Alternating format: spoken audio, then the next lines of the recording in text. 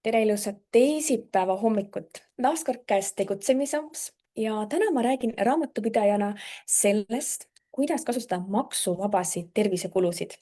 Mina olen jätkuvalt Triin Pärn ja ühtlasi olen ka üks veebikooli assistentidest. Ja igal nädalal Facebooki grupis veebikooli ettevõtjatele toimuvad meil kasulikud ettevõtjale suunatud õpijampsud, et saakski kohe midagi rakendada ellu. Neid maksubaasi kulusid ma usun, et sa hakkad küll rakendama ellu, kui sa sellest veel ei ole kuulnud.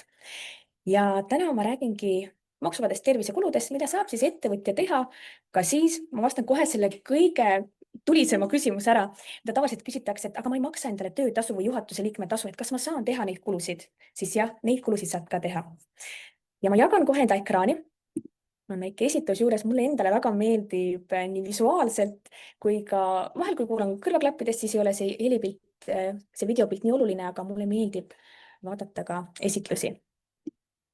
Ja mina olen tihti see inimene, kes kuulub nende hulka, kes kuulab mitu korda ühte sama esitlust, alati kõike ei pruugi haarata kohe. Ja lähme siit. Tere hommikust, Piia, nii vahva, et sa tervitad. Piia just eile kommenteeris ka, et kõikidest nendest muudatustest ei olegi ju ettevõtja teadlik ka ja tihti muutuvad need. Nii tore, et sa oled kuulamas. Ja kes üldse mina olen? Mina olen kutsetunnistusega raamatupidaja, 5. tase ja ma tegelikult teen äri oma emaga. Ehk siis meil on pereettevõte, kus me pakume siis raamatupidamisbürood, et piisavalt pisike, et säiliks personaalsus. Ja samas me saame teineteist katta, ehk siis riskid on hajutatud, et kui üks meist jääb haigeks või puhkab, siis katame teineteist ja et kliendil saaks kõik asjad tehtud tähtaegselt ära. Ja lisaks olen ma juhendanud ka Zumba tantsutrenne, mis oli nii heaks balansiks just sellele kontoritööle. Ja lisaks sellele, et ma enda emaga teen raamatupidamisbürood kahekesi, siis me teeme tegelikult koos oma perega veel ühiselt Pärnaue pererestot. Ehk oled isegi käinud Ranna Pungerja külas Peipsi ääres. Me teeme 4 päeval aastas seda üritust, toitlustus, enda kodune toit, mida me armastame süüa ja sellised teeme ka näituseid, et hästi palju erinevaid tegevusi lastele, täiskasvanutele ja saab lihtsalt tulla meie hoovi lihtsalt mõnulema. Nii palju on inimesi olnud, kes on lihtsalt tulnud aastast aastasse ja tulevad, on seal 3-4 tundi lihtsalt istuvad, et see nii vahva. Oi, täna on kuulamas ka Ivari, Merili, Helena, Kertu. Tere hommikust teile. Andke kommentaarides teada, kas te kasutate juba neid tervisekulusid, mida saab teha maksuvabalt ettevõtja. See on tore vaadata. Ja millest me siis täna räägime, et millised need tervisekulud on, milliseid tervisekulusid saab teha, kes saab neid teha, ma natuke rutasin ette juba. Ja kuidas õigesti hüvitada ja kuidas ka deklareerida. Kusjuures see deklareerimise küsimus andis mulle Kaari. Tere hommikust, Kaari. Tema ütles, et tahaks teada, kuidas selle deklareerimine käib infodeklaratsioonil 14, nii et ka selle katame ära. Siis on kõik teemad meil kaetud. Ja mis see tervise ja spordikulud alla läheb? Nagu nimigi ütleb, tervise ja spordikulud, et hoida enda töötajaid, kui sul on töötajad ja kui sa oled ise enda tööandja, siis hoida ise ennast ka. Ehk siis 400 eurot aastas saab maksuvabalt teha ja see on nüüd koos käibemaksuga. Ja käibemaksu kohustuslasena nendelt kuludelt käibemaksu maha arvata ei saa. Ja nüüd on selline oluline punkt, et ma enda sotsiaalmeediakontotel ka päris palju jagan seda informatsiooni maksuvabade kulude kohta, siis on tulnud kommentaare, aga minu tööandja seda ei paku. See on võimalus, mitte kohustus. Ehk siis tööandja ise otsustab, kas ja milliseid tervisekulusid ta üldse pakub ja siis töötaja omakorda otsustab, et kas ja mida ta neist kasutab.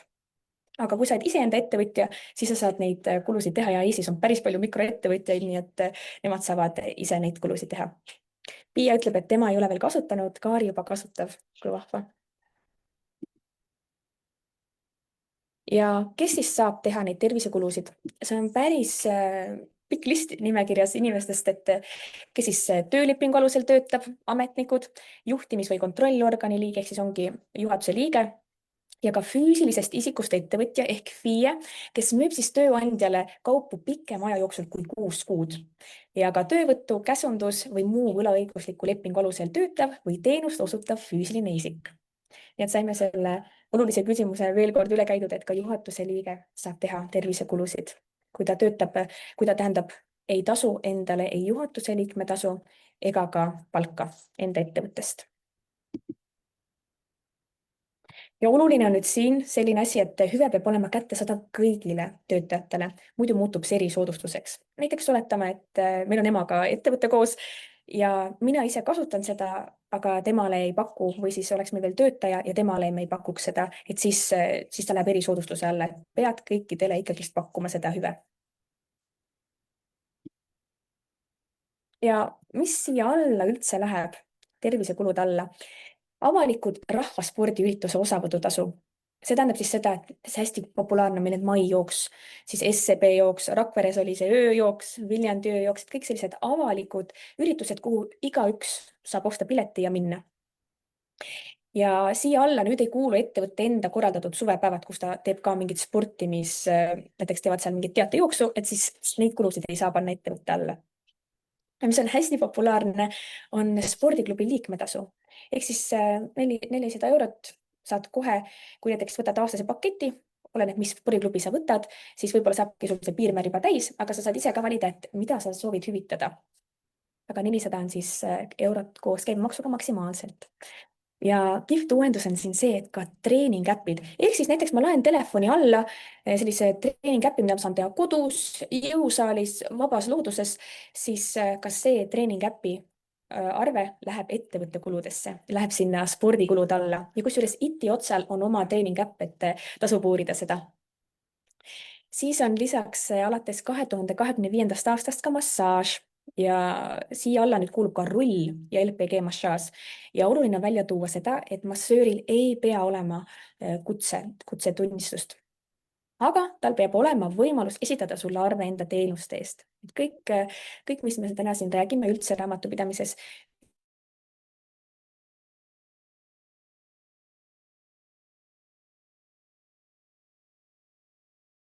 liikumine on kontol, kui see kõige popim periood ka, siis minu juurde jõuavad inimesed, kellel on esimene majandusaasta vaja aruanne vaja ära koostada ja siis ma vaatan nende raamatupidamist ja vaatan, et ta on kandnud endale välja 400 eurot sporditoetust. Tegelikult see ei ole toetus. Nende arvete, selle makse taga peab olema need arved. Et seda ei saa lihtsalt välja maksta, et inimene ise vaatab, mida ta selle eest ostab, vaid selle taga peab olema arved. Kui juhtub nii, et oled maksnud rohkem, siis lihtsalt kanna ettevõttesse see tagasi.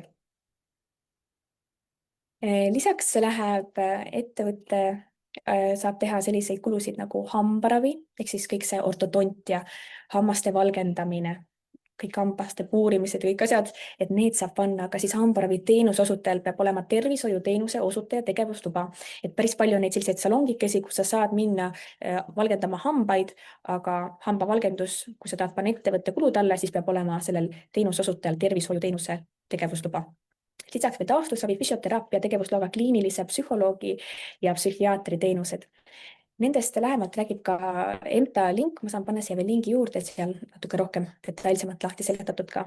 Ja siis lisaks kutselise toitumisnõustaja teenused, et peab olema kutsetunnistusega, näiteks Liijuhe, kes teeb täna õhtul ka kusjuures webinari emotsionaalse toitumise kohta, et kui tekivad sellised isud, nii et Liijuhe, tema Instagrami tasub ka järgida, Tervisõde. Ja lisaks saab teha ka ravikindlustuslepingu kindlustusmakset. Et päris palju selliseid hüvesid, boonuseid, mida saab kasutada, et tihtipeale, kui ma räägingi siis ka siis konsultatsioonides alustavate ettevõtjatega, nad ei ole kuulnudki sellest, nii mul on nii hea meel, et ma saan selle kohta teha sellise natukene mahukama õpijampsuga, kus natuke käime kõik need teemad läbi, sest et neid soodustusi, maksusoodustusi on küllaltki vähe Eestis ettevõtjatele, et siis tasub neid võimalusi kasutada. Ja lisaks on meil selline huvitav asi nagu tööandja olemasolevate spordirajatiste ülalpidamiseks tehtavad kulutused. Kopeerisin siit Maksuameti sellise näite, et kui näiteks tööandja on oma ruumidesse loonud ettevõtte töötajatele kasutamiseks jõusaali, mida siis regulaarselt näiteks kasutab 10 töötajat, siis nende 10 töötaja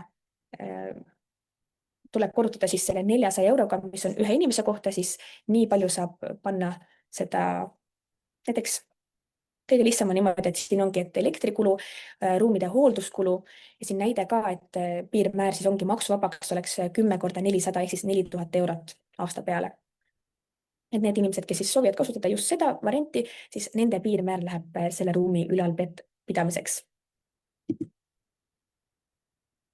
ja tihtipeale siis küsitakse, kas siis tervisekulud alla ma saan panna ka riided, ma saan panna enda mingid reketid, et need kahjuks sinna alla ei lähe, et vahendite rent sinna alla ei kuulu, et spordiriided, jalanõud tuleb ise osta.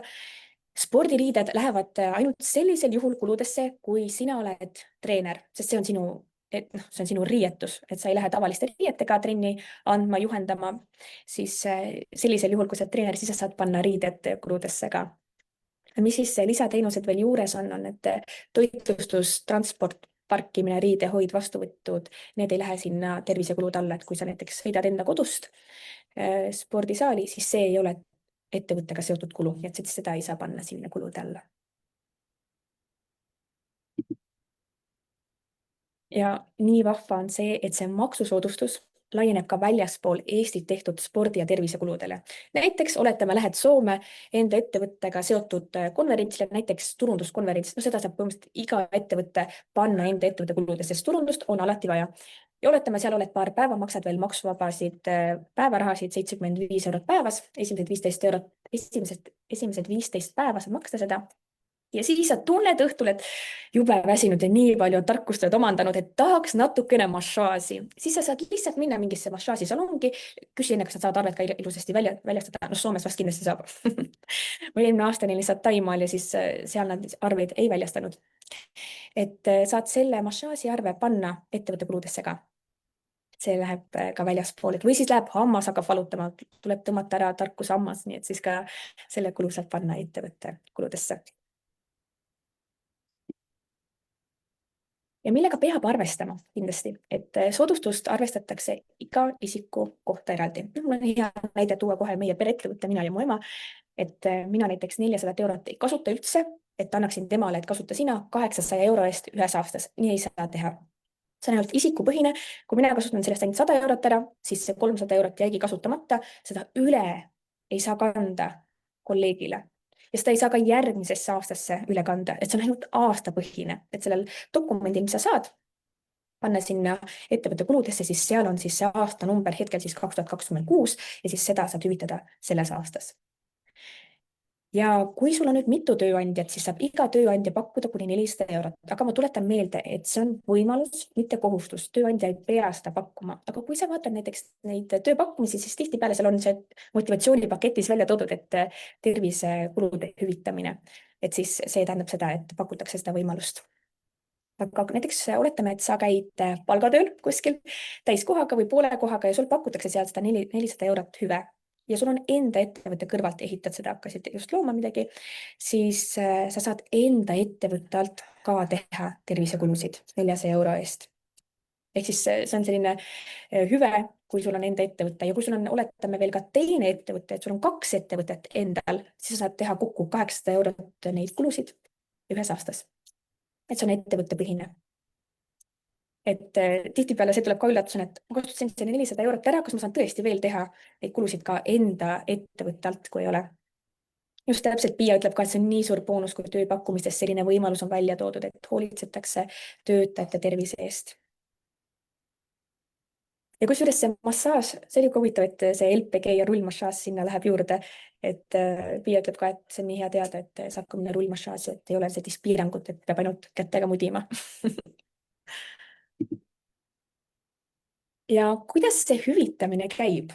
See on üks teine populaarne küsimus, et okei, ma saan aru, ma saan teha neid kulusid, aga kuidas ma pean hüvitama neid? Üks variant on see, et toon jälle ennast näiteks. Mina lähen siis hambaarstile ja võtan sealt arve. Olen tasunud selle eraisiku kaardiga ja ma teen siis kuluhüvitisnõude ja panen selle raamatupidamisprogrammi ja tasun selle endale välja.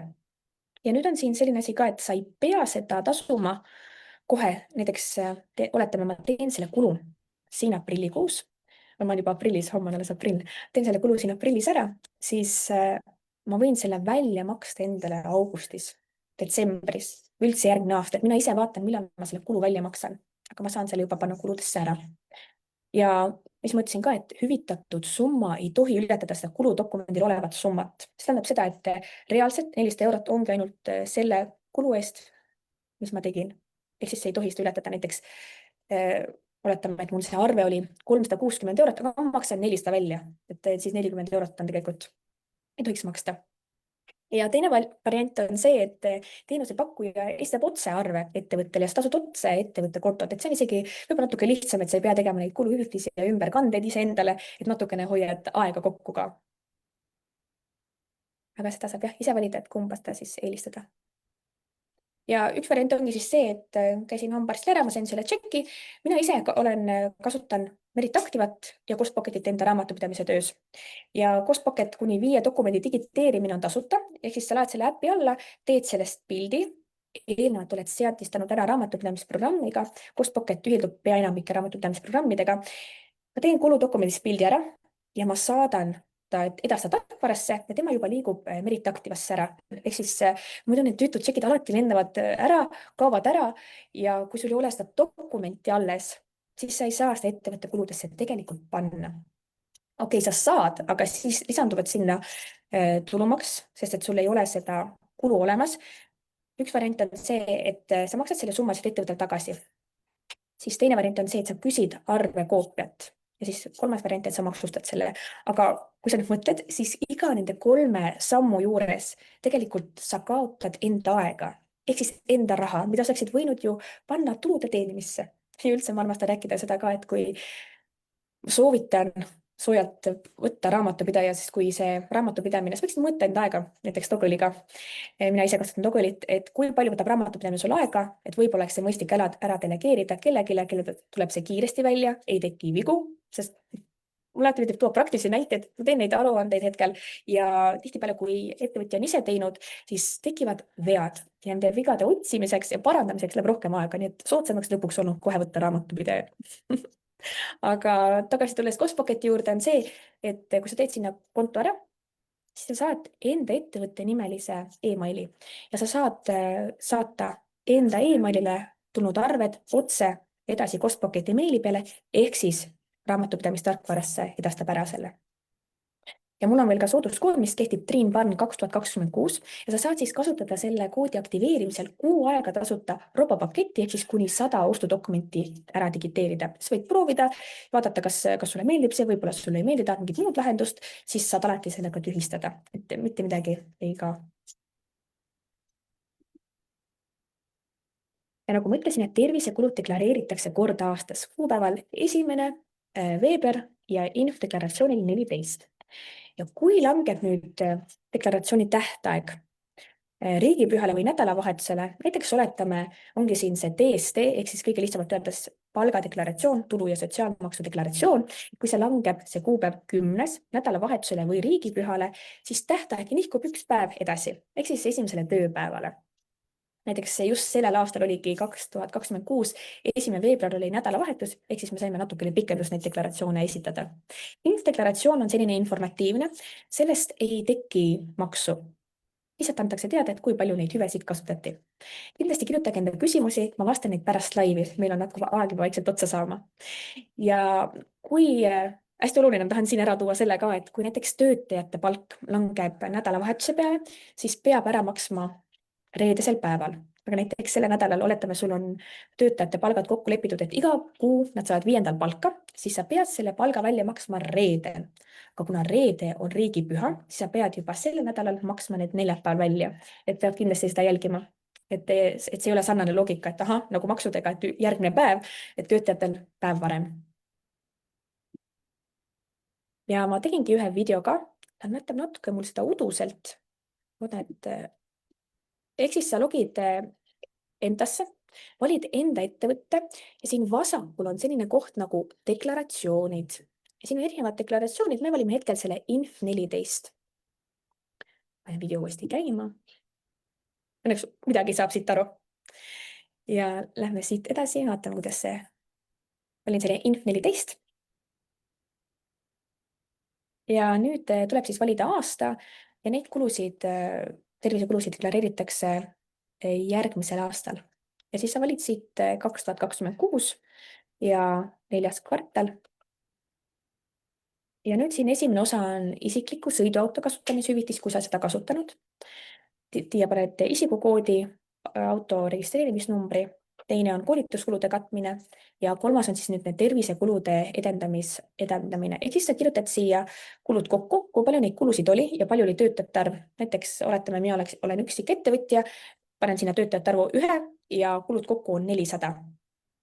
Kaari just ütles ka, et räägi sellest, et kuidas seda teha, et ma otsisin teda taga. Nii et nüüd me katsime selle teema ka ilusasti ära, et kuidas seda deklaratsiooni teha, sest tegelikult see ei ole midagi rasket, lihtsalt infodeklaratsioon.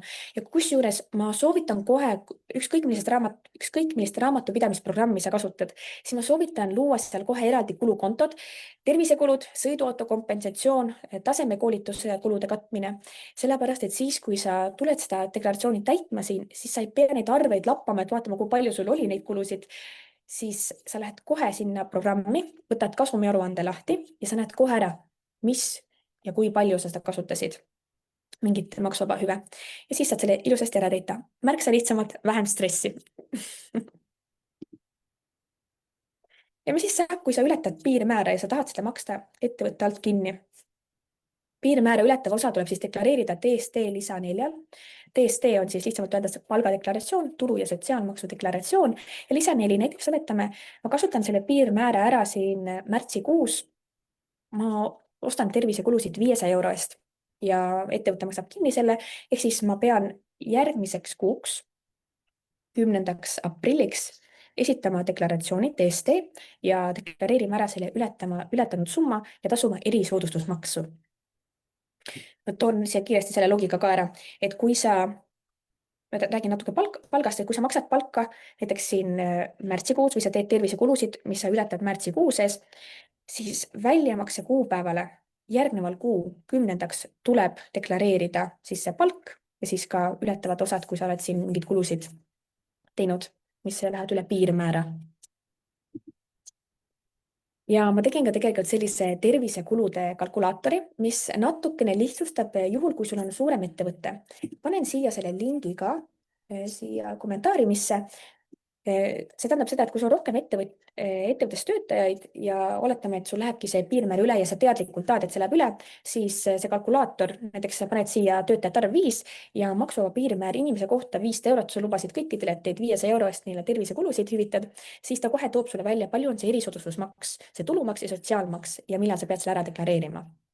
Natukene lihtsam on siis seda planeerida, et võib-olla tahadki tasuda seda ettevõtte alt, et siis see on täiesti okei ja see on sinu vaba valik seda teha, aga lihtsalt peab arvestama nende maksudega, mis lisanduvad.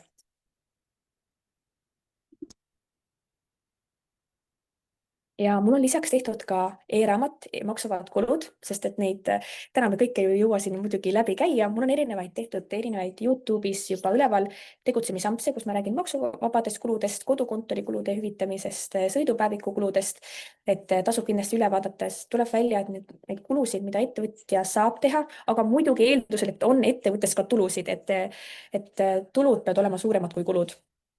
Et siis võid vaadata, et äkki sa saad midagi panna ettevõtte alla. Ma jagan neid linke ka siin hiljem, et sa saad need endale alla laadida ja selline mõnus lugemine kohvi kõrvale, kus kuuled, et raha tuleb siit, selline rahakõli taga.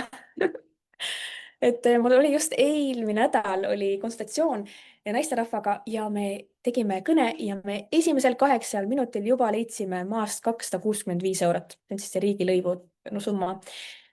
Mida ma tahangi siin ka välja öelda, et kui sul ei ole veel ettevõtet või sa lõid enda ettevõtte juba eelnevalt, siis vaata, mis sa põhikirja märkisid.